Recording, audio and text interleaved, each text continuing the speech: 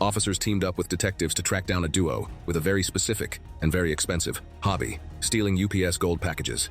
This wasn't exactly their first rodeo. They'd already pulled off 3 similar Costco gold thefts in just 15 days. But before we dive into the deep end, let's take a look at the moment our subjects came face to face with the law and how they decided to handle the pressure.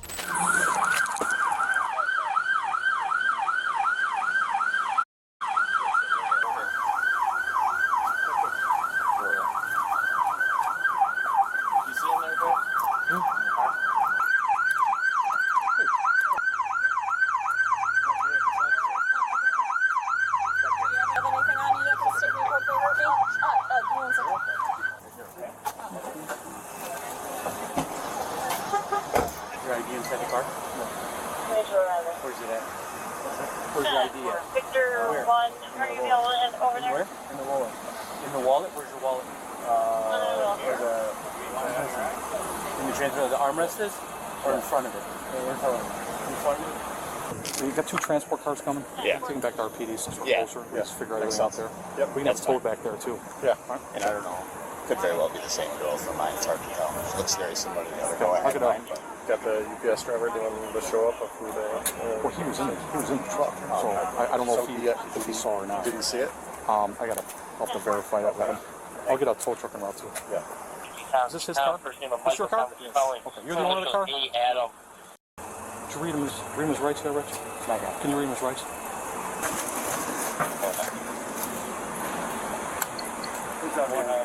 What's your name?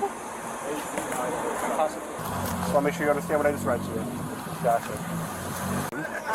You don't know what he is. Just let him make his own choice. Judge for him. All right. So quick. Yeah. Search already or not? Yeah, search her again anyway. Okay. She's gonna search you, okay? Oh, sure. Yeah. Go up. Your photos are you, right? Yeah, I'm just double checking. Do you have anything on you to hurt me? Sandra, I'm gonna lock, go right in the interview with her. Okay. It's gonna be correct. Did she open the phone? You want him in a room? What do you want?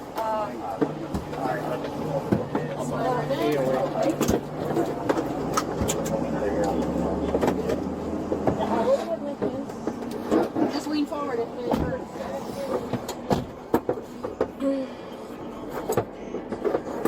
Police immediately reached out to the victim to gather more intelligence for the investigation. But one burning question remained. How on earth did these suspects manage to sign for a package that wasn't theirs? As it turns out, a shocking secret about her delivery was about to be revealed, one that would change the entire course of the case. Hi. How are you? I'm good. There you go. I'm Detective Banashevsky with Villa Park Police Department. We got some deliveries. You got a second to talk to me? Sure. Okay. Just had a few questions for you. Is it regarding the... Yes. Okay. Let's start from the beginning. What were you expecting? So we ordered 2 gold, 1-ounce gold bars From where? from Costco And how did you order that? online. And Through a through their website website. or through Yeah. Costco.com? Costco.com. Using your membership? My membership, and Okay. then I used a credit card to pay for it. Okay. And they were supposed to be delivered today. And I've been waiting since this morning because I assumed it was a sensitive item. I would have to sign for it. Yes. But nobody even showed up, and it says, when you go into the UPS tracking, it says signature required, Right. but nobody even showed up. And it does say received by Irfan, and my name is spelled wrong too. I saw it. Okay. Do you have a copy of the receipt from Costco or anything? How you ordered it Yeah, on it's your in phone? my email. Yeah. Perfect. So you ordered online. You ordered 2 gold bars. How much were they valued? I think the total was around 6,800 something. $6,860. Does that sound about I right? don't remember the exact number. 2 but ounces. I Two. believe- Yeah, One. 2. so 1 ounce each. Yeah. Okay. 2 1-ounce gold bars. Yes. Okay, so online. Okay, so 6,859. So no identity theft previously. Nobody has a copy of your driver's license. Previously, as in Recently. no, nothing recent. Nothing recent. No. Gotta ask, did you give anybody permission to pick up your package and sign for it on Here? your behalf? Yes. Today? No, like I'm telling you, I stayed home all day. Okay, so you didn't give anybody permission to sign for... No. I mean, it's just me or my husband, you know, and my kids that live here, but I stayed home just because of this reason. So I realized it wasn't here, you know, and I checked in the update that said it was delivered. Sure. So I called them right away and I told them. So what did they say? She looked into it for a while. I think it took me a while. I was on that call. So I was on the call for like 29 minutes, half an hour.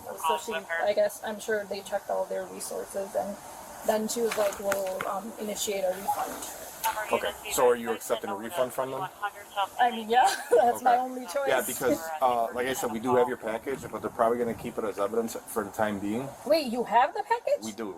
Oh. Yeah, we have the package. Oh. But it's not like I can just, here's your 2 gold bars. Oh, okay, I guess I missed that part. Yeah. Okay. So, long story short. But you're saying somebody was stealing packages. Yes, we intercepted a bad guy. Somebody signed for it on your behalf. They said, "Oh, I'm in a rush. This is me. Here's my driver's license," and they signed for it. Now they don't have. They had a driver's? No, but they had your name. So my God. They signed for your name, and the driver gave them the package. We stopped them, so they got arrested. We recovered the package, but we're probably gonna have to keep it for evidence. That's really up to our state's attorney's office. But you're getting a refund anyway, so that's gonna go back to Costco. Yeah. Wow. So. Okay. Thank you so much for stopping by. No problem. Have a good day.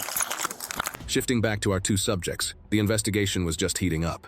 During their little chat with the detective, some very interesting details began to emerge. Here is what we've uncovered so far about this gold-hungry duo and their short-lived crime spree. The interrogation room became a reluctant confessional for male suspect, Aziret Emilbekov. In the presence of Detective Freeman, he waived his Miranda rights. He began with vague denials, asserting that the day's incident was isolated. However, as the interview progressed, and the edifice of his story began to crumble under the weight of evidence and incisive questioning, his admissions grew. He confessed to receiving tracking information and addresses via telegram from a mysterious contact he referred to as Max. His role, he explained, involved intercepting the package, photographing its contents, and subsequently receiving a shipping label from Max to forward the gold to New York.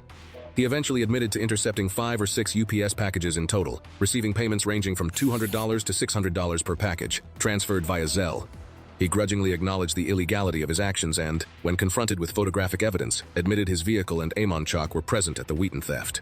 He also revealed a crucial detail. The fraudulent Illinois IDs used in the scheme displayed Amonchok's photograph, superimposed over the victim's information. Back to the female suspect, Amonchok Alimzanova's interview, initially delayed by her request for a Russian interpreter, finally commenced at 9:21 p.m. Her narrative proved equally evasive, a shifting tapestry woven from denial and reluctant admission. She initially portrayed herself as an innocent bystander, merely playing Pokemon Go, with no intention of theft. Yet, mirroring Aziret's trajectory, she gradually yielded. She identified her Telegram contact as NK or HK and admitted to receiving messages detailing packages, names, and addresses. She, too, confessed to intercepting 5 or 6 packages, including the one taken that day, and acknowledged the use of fraudulent IDs featuring her Instagram photo. She claimed her motivation was financial, driven by outstanding bills and a desire to send money to her parents, denying any coercion. When confronted with photographs from Winnetka, she initially feigned ignorance, asserting they were merely there to eat, before finally admitting her and Aziret's involvement in that particular incident as well. Her claim of receiving $1,500 for the day's package starkly contrasted Aziret's lower reported figures, hinting at potentially deeper layers of control or deliberate misrepresentation within their illicit network. The separate accounts provided by Aziret and Amonchok, while ultimately converging on the fact of multiple thefts, were riddled with significant contradictions. First, Aziret firmly named Max as his sole contact. Amonchok, conversely, referred to NK or HK and asserted that she had been contacted first. This discrepancy pointed to either a more complex, multi-layered criminal network or a deliberate attempt by one or both to mislead investigators. Second, Aziret claimed the scheme was his idea, whereas Amonchok unequivocally asserted that it had originated with her. Last, Aziret initially attempted to shield Amonchok, denying her knowledge of Max. However, Amonchok's subsequent admissions revealed a direct and active role in both communication and the deployment of fraudulent IDs. Following the comprehensive investigation and the compelling, though at times contradictory confessions, the case was presented to felony screening. Assistant State's Attorney Oris Kanin reviewed the evidence and subsequently approved charges against both Aziret Emilbekov and Amonchok Alimzanova. Both suspects were jointly charged with theft, exceeding $500 but not exceeding $10,000, Class 3 felony, for their involvement in the Villa Park and Wheaton incidents. Additionally, Aymanchak Alamzanova faced further specific charges: forgery, alters any document to make it false, Class 3 felony, pertaining to the Villa Park incident, and ID theft, no value alleged. Our subjects were subsequently transported to DuPage County, their gold-laden schemes brought to an abrupt and punitive end within the justice system.